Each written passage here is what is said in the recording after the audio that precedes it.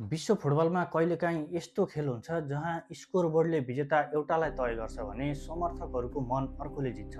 आज केप भर्डे र अर्जेन्टिना बीचको खेल यस्तै भयो। विश्वभरका लाखौँ फुटबल समर्थकको मन जित्ने टोली केप भर्डे बन्यो। साबिक विश्व विजेता अर्जेन्टिना विरुद्ध अधिकांशले एकपक्षीय खेलको अपेक्षा गरेका थिए, तर मैदानमा देखिएको दृश्य बिल्कुल फरक थियो।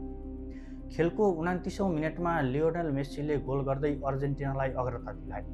त्यसपछि धेरैलाई लाग्यो अब खेल सहज रूपमा अर्जेन्टिनाको पक्षमा जानेछ। तर केप भर्डेले हार मानेन। उसले धैर्यता गुमाएन, आत्मविश्वास गुमाएन। खेलको 59औँ मिनेटमा डोरोए डुआर्टेले बराबरी गोल गरे। त्यसपछि खेल अतिरिक्त समयमा पुग्यो। अतिरिक्त समयको सुरुवातमै लिसान्द्रो मार्टिनेजले अर्जेन्टिनालाई फेरि 2-1 को अग्रता दिलाए। तर फेरि पनि केप भर्डेले फर्कायो।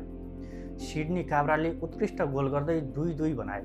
साबिक विश्व विजेता विरुद्ध लगातार 2 पटक बराबरी गोल गर्नु आफैमा असाधारण उपलब्धि थियो।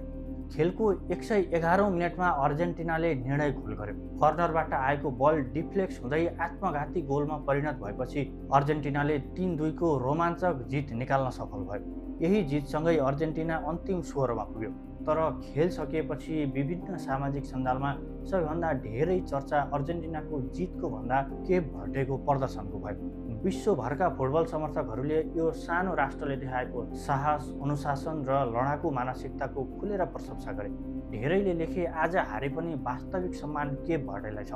विभिन्न सामाजिक सञ्जालहरूमा हजारौं समर्थकले केप भर्डेलाई प्रतियोगिताको सबैभन्दा प्रेरणादायी टोलीमध्ये एक भनेर प्रशंसा गरेका छन्। अर्जेन्टिनाका लागि यो जित राहतको विषय हो, तर यही खेलले एउटा सन्देश पनि दिएको छ। विश्वकपमा अब कुनै पनि टोलीलाई कमजोर भनेर हेर्न मिल्दैन। केप भर्डेले आज प्रमाणित गरिदिएको छ कि फुटबलमा नाम मात्रै ठुलो भएर खेल जितिँदैन। साहस, आत्मविश्वास, अनुशासन र अन्तिम मिनेटसम्म लड्ने इच्छा शक्तिले इतिहास लेख्न सकिन्छ।